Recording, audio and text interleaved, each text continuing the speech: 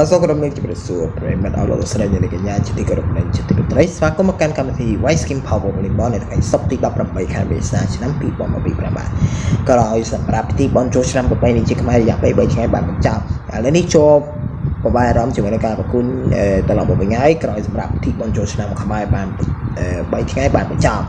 ជាងចូលត្រឡប់មកការប្រគល់ញាសប្តាហ៍នេះវិញឆាតាការប្រគល់ញាសប្តាហ៍ណារំចាំទាំងអស់គ្នាអរគុណចំពោះម្ចាស់កំហំនៅក្នុងកម្មវិធីដែលទំខ្មែរ Cheese ពេជ្រប្រកបដោយបីឃើញថាបងប្អូនអរខ្លាំងឡាដាសពេជ្រប្រកបដោយខ្លាំងនេះមួយអរគុណទៅដល់ទៅភាសាកម្ពុជាពេជ្រ Express រួចជា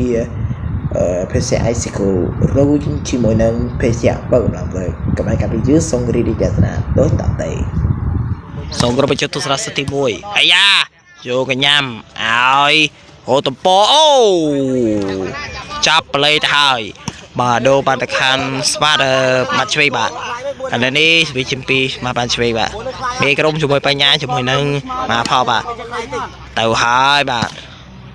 បាទចូលកញ្ញាំឲ្យអូតំពលុបដៃពេលម៉ាផលអើយបាទកន្លែងនេះបាទដូរបានទៅខាងស្មាតអូតំពបាទបើថាវាយទៅលើអត់បាន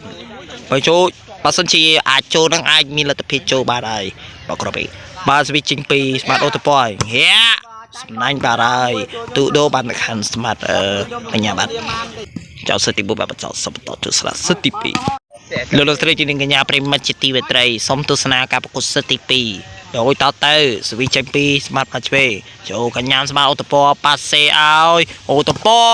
អាយ៉ាស្លោមកវិញចូលកញ្ញាស្មាតបញ្ញាឲ្យមកឆ្វេយកបាទហើយអូបន្ទុអត់ទៅខាងស្មានអូតប៉បាទឥឡូវនេះស្វីដូចេញពីស្មានអូតប៉ឥឡូវនេះស្វីចេញពីអូតប៉បាទសំណាញ់ទៅហើយបន្ទុដូមកខាងស្មានបាទឆ្វេងបាទខ្លាំងប៉ះខ្លាំងចង់ខ្លាំងបើខ្លាំងចូលហមឥឡូវនេះស្វីចេញពីស្មានបាទឆ្វេងបាទចូលកញ្ញាំអាយ៉ាអូឆ្លុកដៃអើយបន្ទុបាទទៅខាងស្មានបាត់ឆ្វេងបាទដោយសារពេលវេលានៅក្នុងកម្មវិធី